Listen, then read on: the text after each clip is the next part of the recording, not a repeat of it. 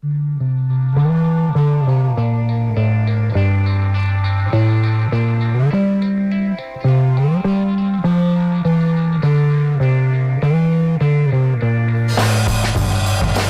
morning and welcome to The Skinny for Friday, December 19th. I'm Mitch Perry, the senior political reporter for the Florida Phoenix. Merry Christmas, Happy Hanukkah, and the best of the holiday season to you and yours, as it were, here on our last Skinny of the year. Flying a solo again this morning, but so happy to have you join us. My colleague Ray Roa, who we believe was running in the Honolulu Marathon last week, although I actually looked at the website. I couldn't see Ray's name or see how we performed, but we'll learn about that when we're back in a couple weeks here. So again, solo today, but back on January 2nd. So big federal developments going on right in the last couple days. Yesterday, the Trump administration moved cannabis from Schedule 1 to Schedule 3. And also, of course, more files regarding the Jeffrey Epstein case are set to be released sometime before midnight tonight. If we get a chance, we'll try to talk about those topics later in the program. Also later in the program, we're going to be talking about what is quickly becoming one of the most unpopular developments in America, and that's AI data centers. We're going to be speaking with somebody from the group Food and Water Watch, why people are so down on them and what it means that President Trump recently signed an executive order banning states from creating robust regulations around artificial intelligence data centers. But first, do you know much about the Florida Attorney General, James Othmeyer? He's never been on the ballot before, but he will be next year as he goes before the voters for the first time. He's been in the headlines a lot over the last year, of course, after Governor Ron DeSantis selected him to succeed Ashley Moody as our Attorney General. There's possibly maybe only one man who can stop Othmeyer from being Attorney General for another 4 or possibly 8 years when we vote next November, and that's former Miami-based State Senator Jose Javier Rodriguez, who was the top candidate to become the Democratic Party's nominee for Attorney General next summer.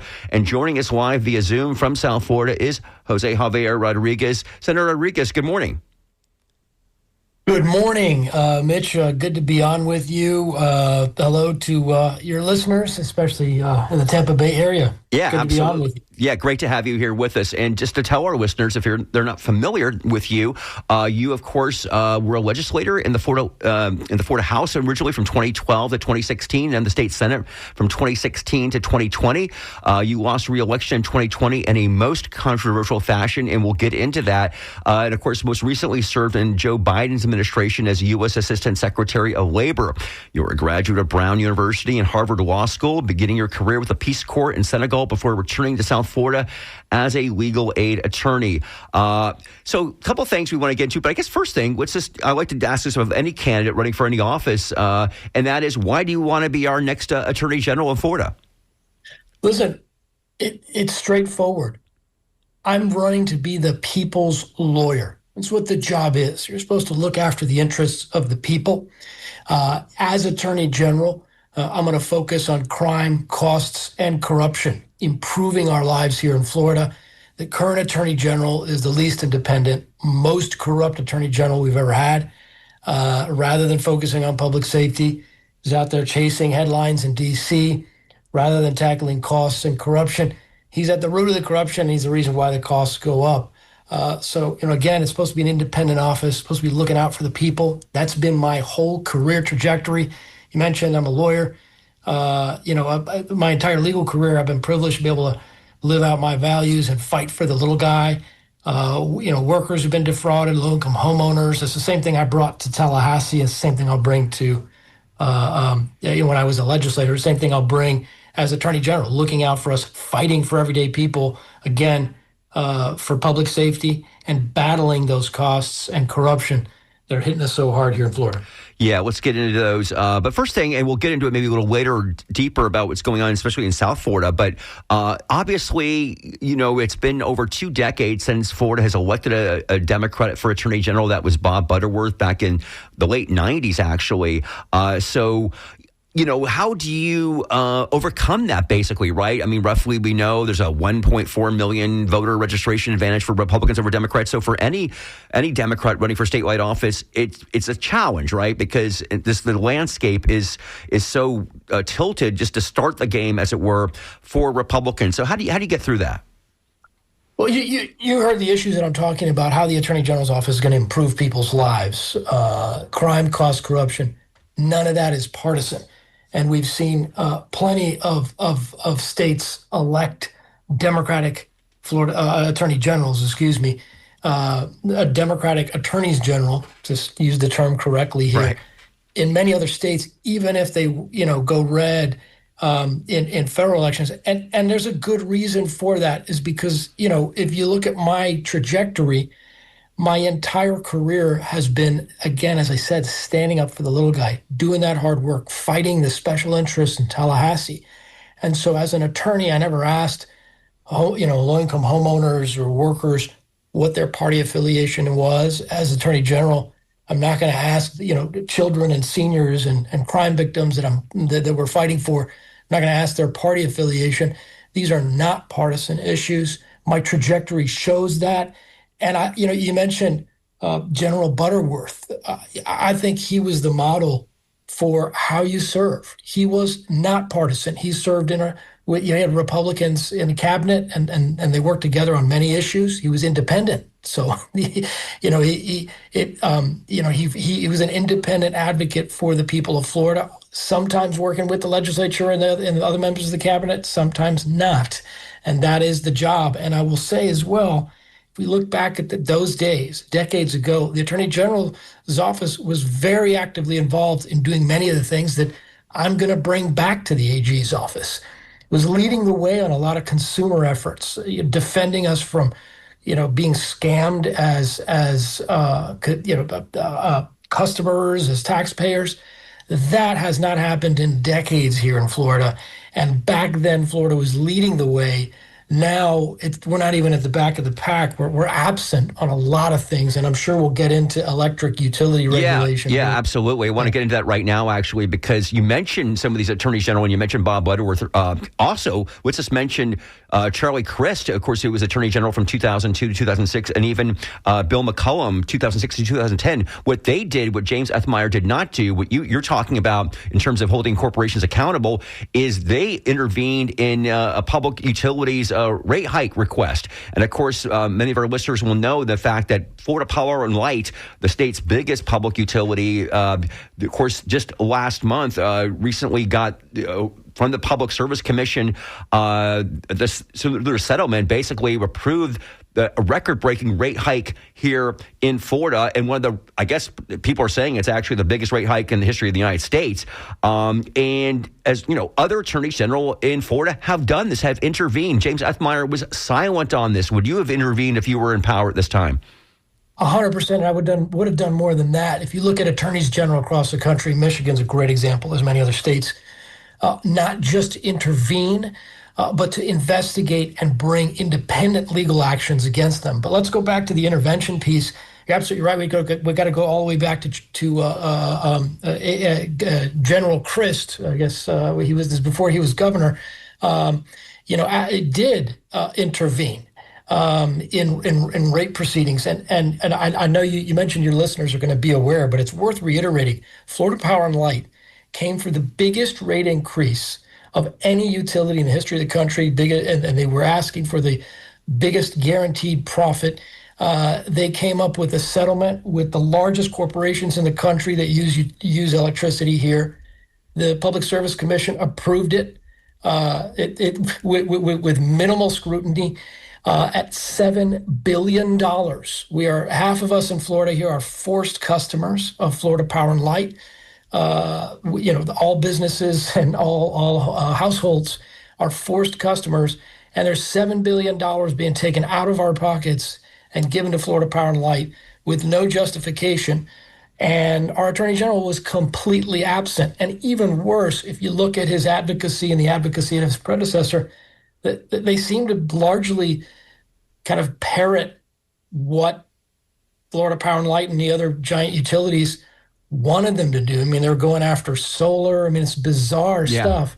It only makes sense because of that corruption that I will tackle when I'm an AG and And I hope you're going to ask me about the 2020 Yeah, election, my exactly. history battling for the power. Absolutely. We want to get into that. Yes, because it's frankly, it's a little personal between you and FPNL. Back in 2020, you were, of course, running for re-election that year in the state Senate in your district in Miami-Dade County.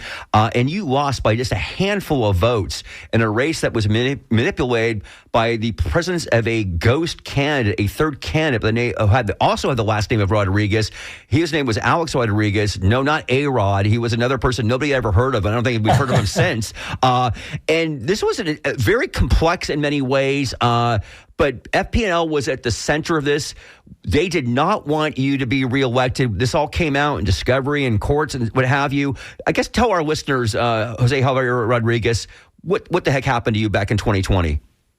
Well, so first of all, it's not personal. Yeah. For me, serving in office, for me, advocating for people, when if you're dangerous or you're scamming people, I don't care how powerful or you are, I'm going to come for you. That's the energy people will get from me as Attorney General. But when I was in the legislature, nobody stood up for the forced customers of Florida Power and Light and the other electric utilities more than I did.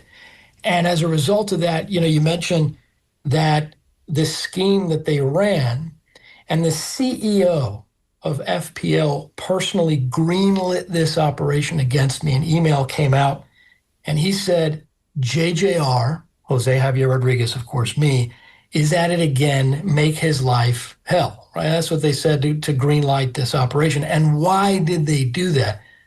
They did it because they didn't want an effective advocate fighting against them when normally they get whatever they want in Tallahassee. That's what they just got right now.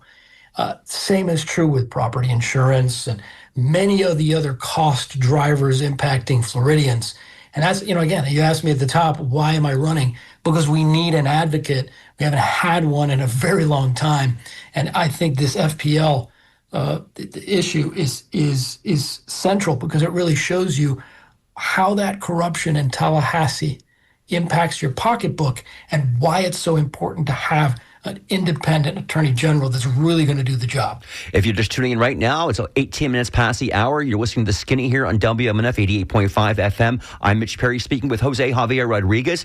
He is a Democrat running for attorney general next year. If he's successful in the August primary 2026, he'll likely be going up against the current Republican Attorney General, James Othmeier.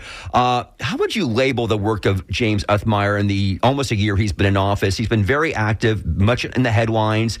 One of the things he's done, hasn't got a lot of publicity on this, is that he's joined a lawsuit with other Republican attorneys general seeking to reverse the FDA's approval and deregulation of the abortion pill mifepristone, arguing that mail order basically undermines state abortion laws and poses health risks. This, of course, has been around for over 2 decades. In fact, that's the majority of abortions in America are done by the pill, if you will, by mifepristone and misoprostone. He wants to basically, get rid of it.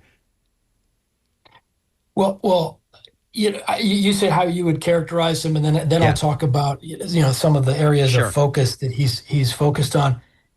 I said earlier that he's the least independent attorney general we've had. He is a wholly owned subsidiary of the power structure in Tallahassee that's responsible for keeping things the way they are here in Florida.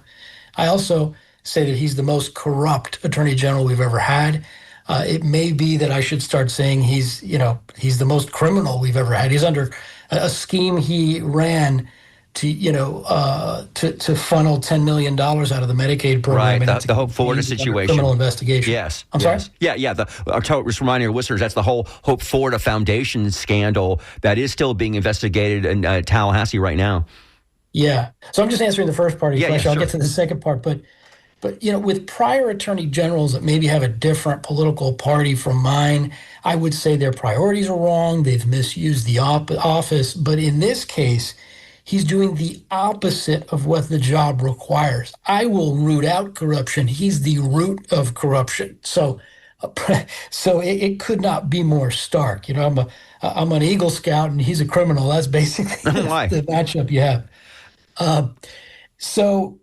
when it comes to how the office is being used, I said at the top, we need to focus on public safety. Way too much of what the Attorney General is doing is for consumption in Washington. He has gone after mifepristone on using consumer laws, right? And there's plenty of consumer issues they could be focused on. I would be focused on bringing our costs down by going after insurance companies, especially property insurance. I would be going after the utilities. I'd be going after corporate landlords. I'd be enforcing in the minimum wage. Frankly, all the tools that the Attorney General has to make people's lives better. And he's doing stuff, frankly, is for consumption in D.C. And there's a lot of actions he's taken related to abortion access that I would not be taking. I would not be doing what he's doing. He's also intervened, in the judicial waiver process, and in ways that are very extreme, really out of touch with where Floridians are on this issue. And so I absolutely would not be doing that. And one of the things that the attorney generals do is look out for the interests of their state, when it comes to federal policy. And so, he hasn't been doing that either. Again, it's just a lot of, he loves getting involved in these social issues things. He's had an obsession with going after rainbow crosswalks, and he's sued Planned Parenthood. Yeah, and another thing, really, yeah. So, excuse me, Senator. Again, we're talking to former State Senator Jose Javier Rodriguez, running for the Democratic nomination for Attorney General. Another thing James F. Meyer has been doing is, let's talk about immigration, because certainly Governor DeSantis, probably more than any governor in the country, has really embraced Donald Trump's promise to enact mass deportations. State passed laws earlier this year to ensure that every county in the state has to sign these so-called 287G agreements with ICE. And of course, the governor set up these detention camps in the Everglades in North Florida. But regarding the 287G agreements, the state law basically does say that every one of our 67 counties has to be a part of that, and they are. That's just a state law. The law does not say that about cities, and yet we have seen this year, when it comes to places like Key West, when it came to places, or actually Orange County, when it came about their detention facility there, actually, that Attorney General James F. Meyer has basically threatened these cities, saying that because they were talking about maybe not doing the 287G, that they were enacting sanctuary city policies, which are illegal in Florida, and basically threatened to remove them from office. What do you make of that? Well, there are two issues related there. So first of all, on immigration enforcement, we've got a border. We also have other laws that come into play in terms of how people should be treated. There's a very uncontrolled effort in our state here when it comes to immigration. Part of the context that, that's helpful for your listeners, they may already be aware of this, is that the current federal administration is running up their numbers in a handful of states where state leaders will just never stand up for the interests of their state. And unfortunately, the leadership in this state has fallen down in that regard. And so when it comes to communities, when it comes to individual rights, including of U.S. citizens, they're basically letting ICE do whatever they want. And that's not the job of state government. State government is to keep us safe, including a safe and secure border. But the way they've been doing is very uncontrolled. And then there's another aspect of this, which is they in Tallahassee, they really do not like local government. Right. They don't like home rule. It's gotten very extreme. They really look for any excuse. Rather than do their job, they like to go around and beat up on local governments, independently elected local governments, often without a real legal basis. As you mentioned, a 287Gs, we've got more 287Gs. I think half the 287G agreements in the entire country are in Florida. That's correct, yes. There are no sanctuary jurisdictions. Our local governments here cooperate with ICE, right? They do their obligations. And when you see a lot of the headlines that the Attorney General's trying to grab, that the governor's trying to grab, what they're really doing is as you say, they're using the asymmetry of state government, right? I mean, state government has a lot of power, has a lot of money and lawyers and local governments. It's extremely expensive and difficult for them to defend these things. And so, even if they don't have a legal basis to say, okay, you're complying with 287G, what more can you do? And local governments are like, well, we don't have the budget to, for example, put immigrants drive immigrants 3 counties away to where you're telling us. And then, the state government will say, well, that's, then you're not complying. So it's almost more like trying to conscript local governments rather than make sure local governments are maximally complying with what they've got to do to help enforce. It's just way overboard. It's really an abuse of power. And it's one that goes way beyond the immigration issue because it has to, as Attorney General, I'm going to respect our state constitution. And if you're a locally elected official, and you're fulfilling your duties, if I disagree with how you're doing them, as long as you're fulfilling them according to the law and you're not violating the law, that's a disagreement that we'll have, but we're going to move on and do our jobs. That's not the attitude we have right now. It's very destructive, and it will end if I'm Attorney General. Again, if you're just tuning in right now, you're listening to The Skinny here on WMNF 88.5 FM. I'm Mitch Perry. I'm speaking with Jose Javier Rodriguez, former state senator here down in South Florida. And he's also a Democratic nominee running for Attorney General. Of course, that election is not until next August. Senator, I want to go kind of stay with immigration, but talk about your neck of the woods in South Florida, Miami-Dade, and the politics there and what that might mean for 2026. Last week, of course, we saw in the city of Miami, which is not Miami-Dade. It's one big part of Miami-Dade, but it's not the whole county. A Democrat, the first Democrat in almost 3 decades, or at least a registered Democrat. We know Manny Diaz, of course, was the mayor back in the aughts, and he later became the Democratic Party chair. But nevertheless, Eileen Higgins, of course, won last week for mayor, and she won big time. I believe 18, 19 points. Obviously, she got some NPA and some Republican voters there. I'm curious your thoughts about this in terms of how it plays with immigration, as we've just been talking about the last few minutes, because, of course, when you think about immigration, that was a huge issue in the national election last year. Definitely seemed to help out Donald Trump and hurt Joe Biden, who the perception was he certainly didn't care about folks coming illegally across the border. And so, the president seemed to have a lot of support there. President Trump's numbers have suffered of late, if you look at the latest public opinion polls, on this maximalist approach of mass deportations, where basically anybody who was undocumented now all of a sudden is very vulnerable, and we're seeing this happen in real time in this past year.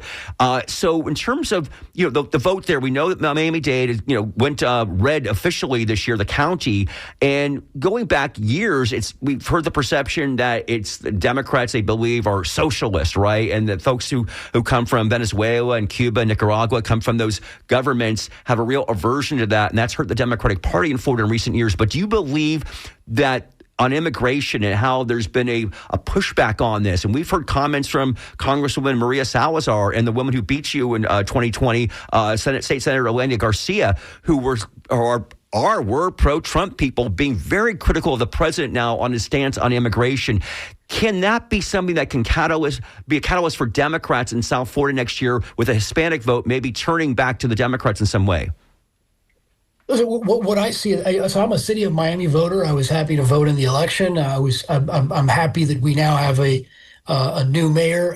Mayor-elect Higgins is now Mayor Higgins, and really what it shows is voters, not just in the election for mayor, but in a commission race and in some charter amendments.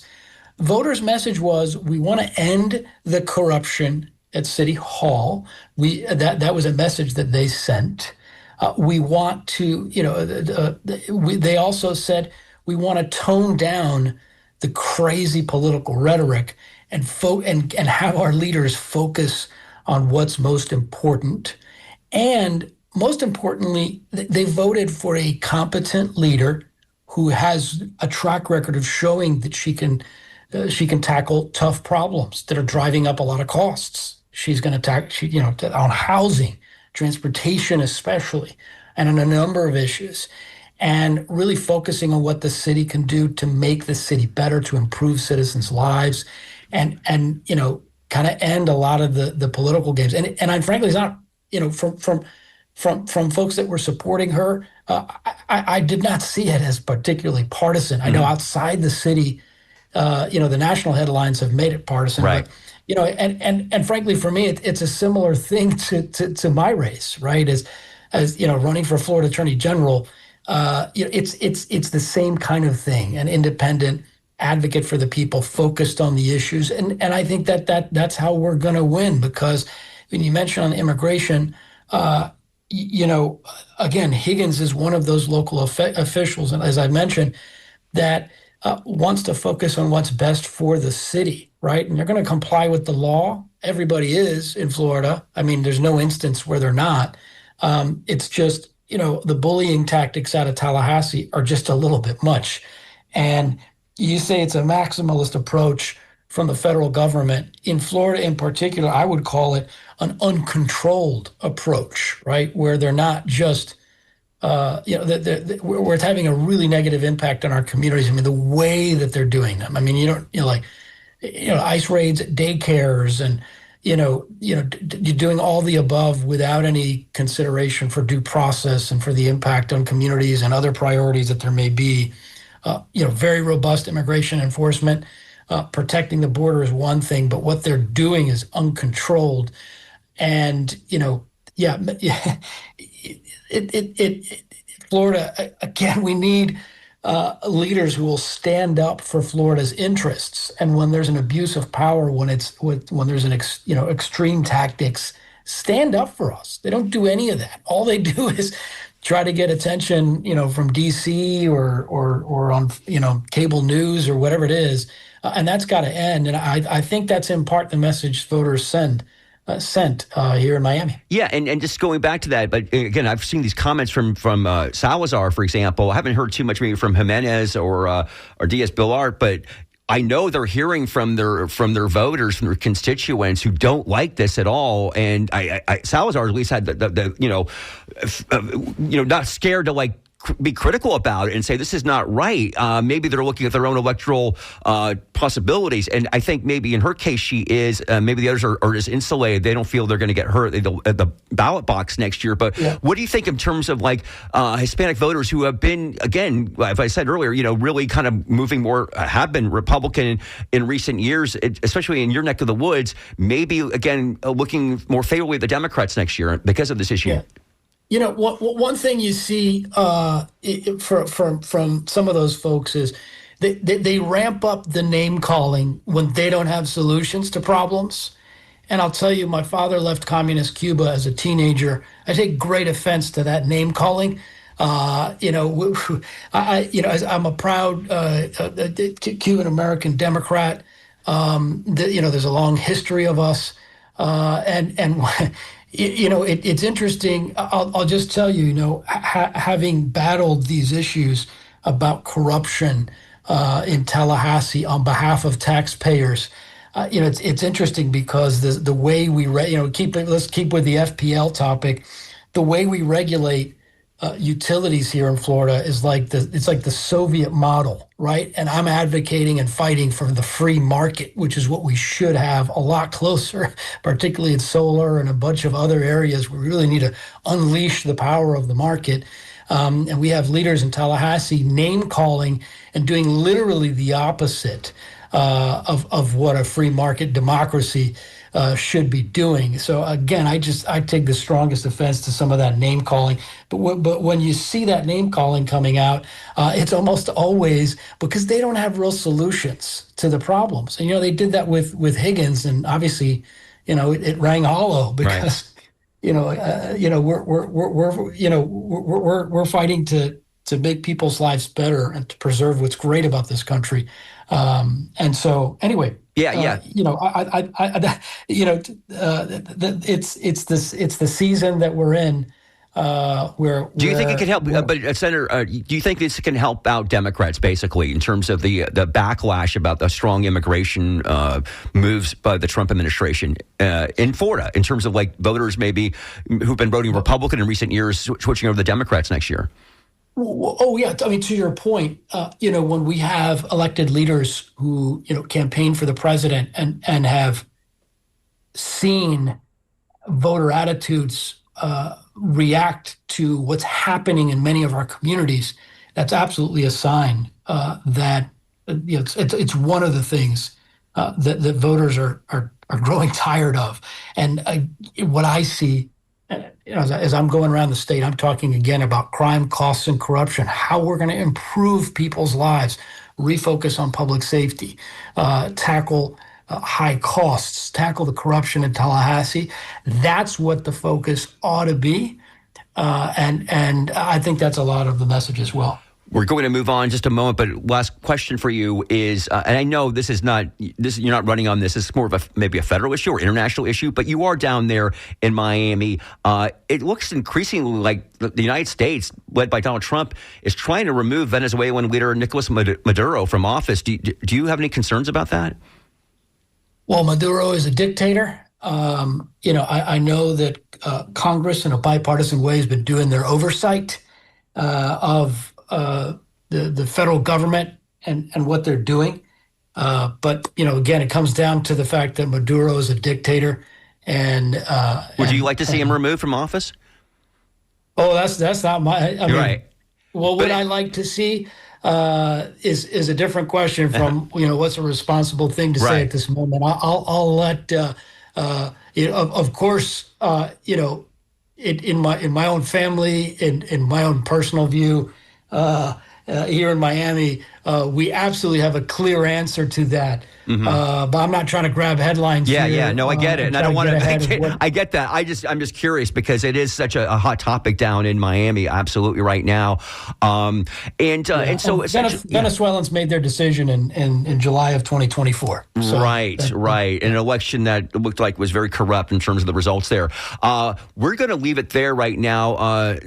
Again, we have been talking the last half hour with former Miami area State Senator Jose Javier Rodriguez. He is a candidate to run for the Democratic nomination for Attorney General. That election, of course, is not until next August.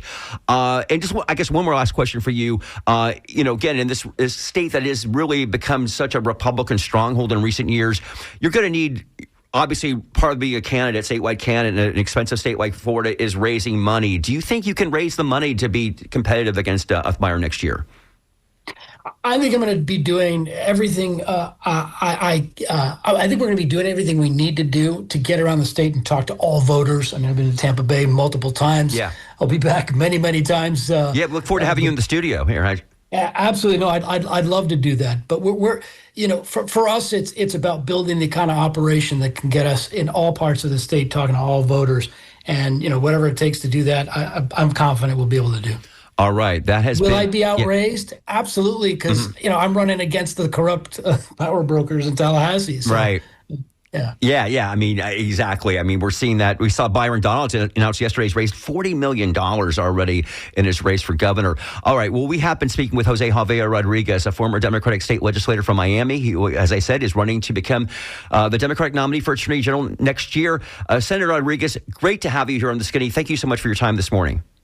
Absolutely. Happy holidays. Happy New Year. Thank you. All right. Thank you very much. Okay. We're going to now move on here. And again, we do hope to have Senator Rodriguez in studio sometime in 2026. Also, love to have James Uthmeier in here as well. A lot to ask him about. A little thing called Hope Florida. We're going to see, again, what's the results, if any, that come out of the investigation going on with the prosecutor's office in Tallahassee, because that is, to the best of our knowledge, still going on. And James Uthmeier seems like he was kind of involved there. If you think there was something shady going on with that whole $10 million that came from the Medicaid settlement to those two groups that were fighting against the cannabis measure last year. Okay, moving on now. Corporations like Google and others are pouring billions of dollars into data centers, which are being built to support artificial intelligence models that supposedly will transform how we live and work. But there's been growing opposition by neighborhoods around the country, with residents concerned about the effect that the construction of these data centers will have for the environment, for energy prices, and the surrounding communities. The typical AI data center uses as much as electricity as 100,000 households, and the largest development will consume 20 times more, according to the International Energy Agency, or IEA. They also use up a lot of water. So joining us right now via Zoom to discuss these issues is Jim Walsh. He's the policy director at Food and Water Watch. Good morning, Jim. Good morning, Mitch. Thank you so much for having me. I think you put it out there very well. Floridians are dealing with rising utility bills and real concerns about drinking water supplies. And these massive data centers threaten to make both worse. They demand the electricity of a small city and millions of gallons of water just to cool their servers. And we're seeing residents in places like Palm Beach pushing back because they see these risks clear. And that's why we support a statewide moratorium on these data centers, as well as a national moratorium until we have safeguards in place that protect families' wallets and their water supplies. This isn't an anti-tech position. I want to stress that it's really one that makes sure that people and our natural resources are protected as these developments come forward. You mentioned, yes, Palm Beach. So let's talk about that. So this is actually last week. Palm Beach County Commissioners, they met for a zoning hearing on this project called Project Tango. It was a proposed 200-acre hyperscale AI data center complex plan near Waxahachie and Wellington in the western part of the county. There were hours of very emotional public comment from more than 50 residents that said they were worried about nonstop low-frequency hums, heavy water consumption, and long-term environmental impacts. And ultimately, the commissioners voted unanimously, 7-0, to postpone the data center application until next April. And that's going to give more time for impact studies. And let's see here, despite high demand for the community. So a lot of people wanted that to kill it outright. They're not doing that, but they are taking a break there. So, Jim, again, I want Food and Water Watch on here. And again, we were going to have, of course, Brooke Ward, who's from the Tampa Bay area, who's the senior Florida organizer. Brooke was unfortunately not able to make it today, not feeling great. So we're so happy that you're here with us on this, because you guys last week, Food and Water Watch, you sent a letter to Congress undersigned by more than 200 organizations, including 6 here in Florida, calling on them to support a national moratorium on the approval and construction of these new data centers. What was in that letter, if you could tell us about that? Sure. This letter really simply recognizes that the data center build out is having serious impacts on utility bills and water supplies and jobs across the country, and that the industry's ambition to build out these hyperscale data centers across the country is conflicting with real needs of communities. And we need to actually put the brakes on these projects, much like they did with the Palm Beach County Commissioners, saying we need to take a closer look at this and make sure that we understand the impacts this is going to have and put protections in place to protect our communities. And that's what is really prudent and necessary to happen right now, because the water scarcity concerns that are happening in Florida are actually happening across the country. The utility bills that Floridians are experiencing are something that's happening across the country, and it's being driven in a large part because of the data center and the big tech industry's desire to push forward their profit ambitions above the needs of communities and people. If you're just tuning in, we're speaking with Jim Walsh from Food and Water Watch, talking about the interest and opposition growing to these AI data centers that are blooming all around the country. We're just starting to get some discussion about these happening in Florida. That's why we're talking about the one in Palm Beach County. And so I don't know if you saw this, Jim, but so Governor Ron DeSantis, he's been talking on a low level about this for actually months, but he came out just last week with this proposal to protect consumers by establishing an artificial intelligence bill of rights for citizens.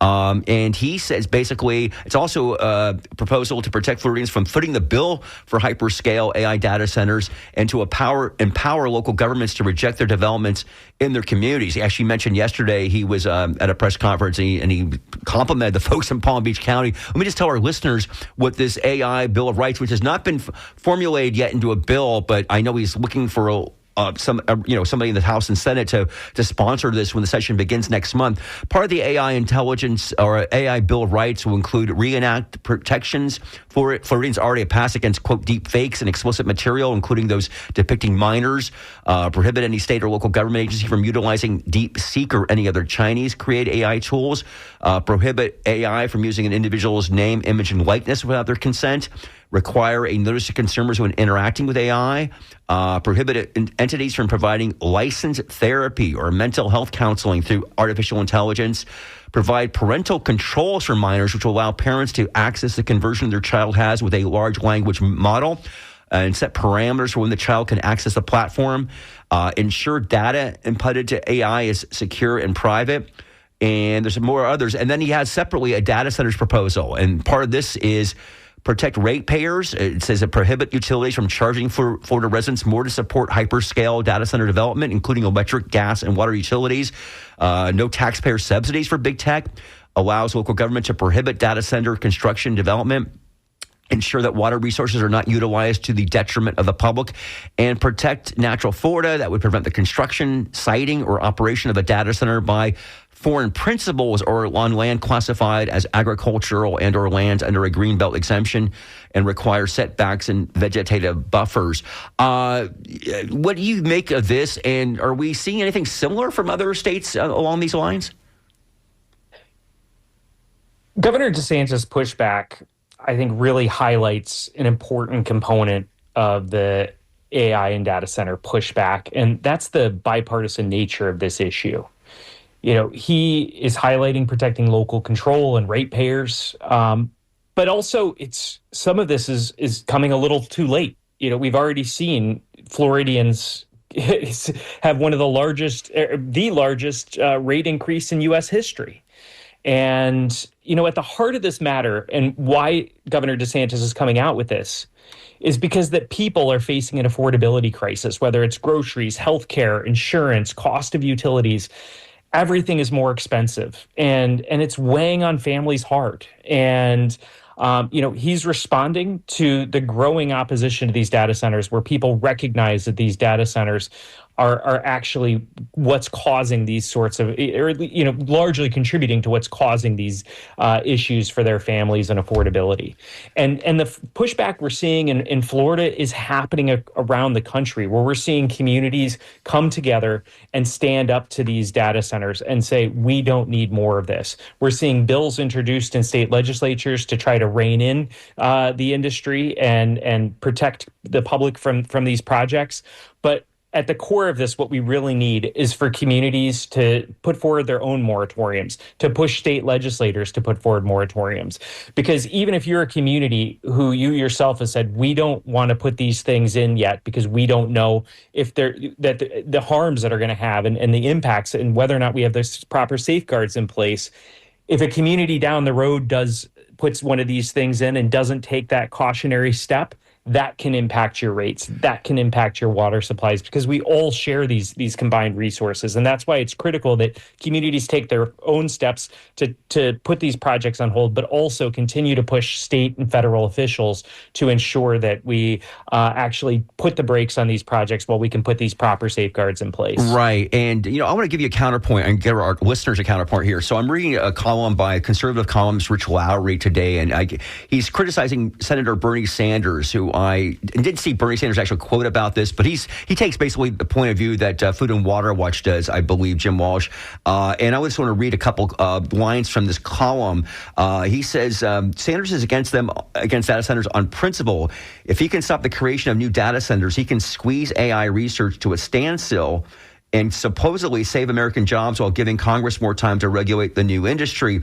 He goes on to write, this might be the most poisonously stupid idea of the year. The sheer destructiveness of it is on par, say, with blocking new generators after Thomas Edison set up the Pearl Street Station in 1882 on grounds that we didn't fully understand the effect of electrification on cities, or prohibiting the mining of coal in Britain the outset of the Industrial Revolution. He says there's a winner-take-all aspect to these sorts of tech races. The company that takes the lead earns the revenues that can flow back into further research and development. In doing so, it maintains its lead in the market. Why wouldn't we want this company to be American rather than Chinese? Now, we know there's this big battle with China basically on AI. We're seeing this thing with the the superconductor, the chips, right? The ones that NVIDIA now is able to sell to them. So what do you say to folks, Jim Walsh, when people say, like, okay, I understand some of these concerns on the local level, but this big opposition to it is gonna hurt our industries here, and it's going to put us at a disadvantage in this battle of AI, which is inevitable, that is coming our way, whether we like it or not? Look, Food and Water Watch, as well as Senator Sanders for that matter, have a long history of being independent voices that are standing up for the needs of people and individuals against big companies that exploit everything they can for as much money as they can. The tech industry is it's the biggest business on the planet right now, and they are causing damage across the world. And when I think about the need to have technology move forward and how to balance that, those are things that we need to figure out, because it's not going to matter if we win the AI race, quote unquote, if we don't have drinking water, if people can't afford basic needs because energy prices are so high and unaffordable. When I think about the challenges that we have to face going forward, looking at the example that Speaker gave with Thomas Edison, we're seeing now the impacts of broad fossil fuel energy development and the impacts it had on our planet. And taking some time to understand that may have actually helped us to build out a better energy system that isn't actually contributing to the warming and changing of our planet's temperature and climate. It may have led to an energy system that wouldn't inundate communities with high levels of pollution from burning fossil fuels. And so we're in a situation now where we have a massive industry coming forward that is causing real challenges and problems to the public. We're not saying we shouldn't have any data centers. We're not saying that we shouldn't have AI, but what we are saying is that we need to make sure we have safeguards in place to protect the public from these developments before they go forward. Again, if you're just tuning in right now, you're listening to The Skinny here on WMNF. It's 52 minutes past the hour. I'm Mitch Perry, the host of The Skinny here with Jim Walsh from Food and Water Watch. We're talking about the concerns about these new AI data centers, which are spreading across the country, and again, the opposition to them. So, Jim Walsh, of course, last week we had, right after, in fact, after we had Governor DeSantis unveil his AI Bill of Rights, Donald Trump came in and signed an executive order on AI. Basically, the document aims to create a federal standard for AI regulation that isn't undermined by a, quote, patchwork of varying state laws. It directs Attorney General Pam Bondi to create an AI litigation task force within 30 days whose sole responsibility shall be to challenge state AI laws that run afoul of the order. Commerce Secretary Howard Lutnick is directed to identify which laws require AI models to alter their truthful outputs. And White House AI czar David Sachs and Director of the Office of Science and Technology Policy, Michael Kratsios, to recommend language for a federal statute preempting state laws regulating AI. There's a lot of pushback on this from Republicans I have seen. And I know Governor DeSantis has said that he doesn't believe, he says it's going to have to be Congress that's going to stop the state from doing this. What he hopes that Florida to do, that executive order would not be enough. Your thoughts about what Trump said last week in this executive order? This executive order is a thinly veiled attempt to intimidate state and local governments and clear the way for unfettered AI developments. And with it, the data center expansion. These things go hand in hand. And while the executive order didn't specifically address data centers, there are concerns that people who are fighting data centers should have around this. And one, and first and foremost, is that this executive order comes on the heels of a failed attempt by the tech industry to attach provisions to the National Defense Authorization Act that would have limited communities' ability to make rules and regulations, and states' ability to make rules and regulations to protect their residents from AI and data centers. Similar provisions to this were actually rejected 99-1 in the Senate earlier this year. And because of this opposition, we're seeing at the grassroots level, it's making it very difficult to move these policies through Congress. So the administration has taken it upon themselves to try to tamp down local opposition to the data centers to clear the way for these projects going forward. I'm very concerned that the executive order itself creates a task force which is specifically focused on bringing litigation against units of government below the federal government that pass laws to restrict AI development.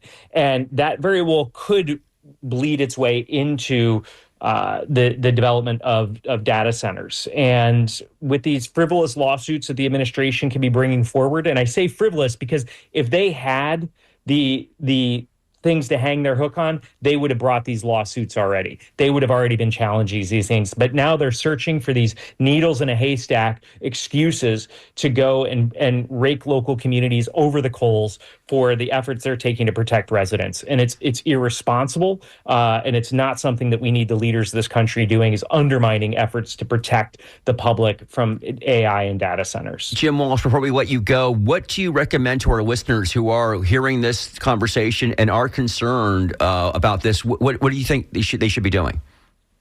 Sure. The most important thing that people can do is continue fighting these data centers. For those of you who are doing it, you can get involved with us if you don't know where a fight near you is. We have if you go to foodandwaterwatch.org, there's a get involved link where you can actually sign up to volunteer. Somebody will get in touch with you and tell you about how you can support our national efforts or get involved in local fights if they're happening near you.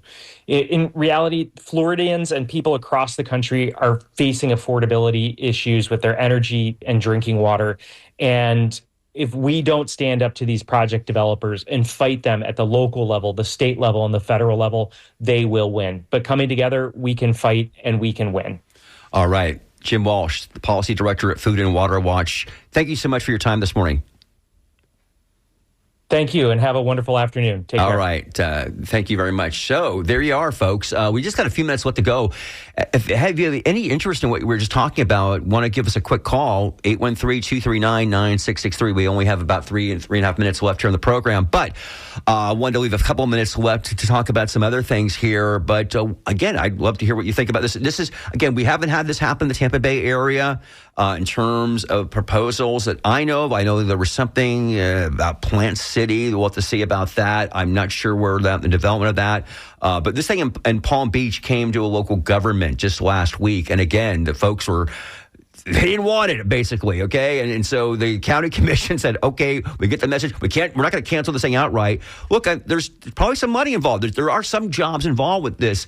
But again, there's a lot of, I think, as we realize more as we end this year. By the way, Time Magazine last week naming AI Person of the Year. I actually care about this because I still care about Time Magazine, right? So I was a little annoyed by this. I do think that, we all know it's coming, whatever the intensity of the AI experience in our world. But I think this is so healthy to hear these local communities, because again, just on the dollars and cents level, right? When it comes to basically what it's going to cost us in terms of energy, right? We just saw what happened with FP&L. Now, I will say, I mentioned this last week in the program, you might remember, because the person from representing Florida Power and Light said when it comes to data centers that they're saying that these companies have to pay up front. They're not going to charge the ratepayers for these recovery costs like they've known historically to do for nuclear power plants and the like. You got to pay for it, whether it actually ever gets built. They're not going to do it on these. Maybe they realize they know that it's so sensitive here. Okay, hey, let's see. We've got Lee from Auburndale calling in. Good morning, Lee. Yes, can you hear me? I can, yes. Thank you. Yes, here in Auburndale, Polk County in general, we're being overwhelmed by these developers coming in, building these huge apartment complexes. We don't have enough potable water here in Polk County. And so a lot of these little old towns here in Polk County, Auburndale, Haines City, Winter Haven, Lakeland, they're all scrambling because of the potable water issue, and therefore they're having to drill deep down into the salt water because that's the only thing left when they're drilling these wells, which means they're going to have reverse osmosis plants to make the salt water drinkable. And then you've got to have more nuclear power plants to run these reverse osmosis plants so people can drink this water. So bottom line, the price of water is going to be huge. and most people are going to be really struggling. So I really love your presentation today. Thank you for giving it. Thank you very much, Lee, for calling in. And really, we got to get out of here. I wanted to talk more about this. I wanted to mention the Epstein files coming out tonight. Are you excited about that? Do you care about that? By the way, there was an extensive article in the New York Times that came out yesterday about the friendship between Donald Trump and Jeffrey Epstein. If you care about that, you should try to read that. All right, that's going to be it for us. Hey, Merry Christmas, everybody. I'm going out home to San Francisco tomorrow morning. Very excited about that. But we'll be back on Friday, January 2nd. Ray and I will both be back here, so we look forward to hearing from you the new year. I want to thank Skip Sassy, who's been great today, as always. Skip, thank you so much. Also, Anthony Maduro on the phones. Of course, Joellen Schilke is coming up next with Art in Your Ear, as she is every Friday, following us here on The Skinny after NPR News. Thank you so much. You are listening to WMNF Tampa, 88.5 FM. I'm Mitch Perry. See you in a couple weeks.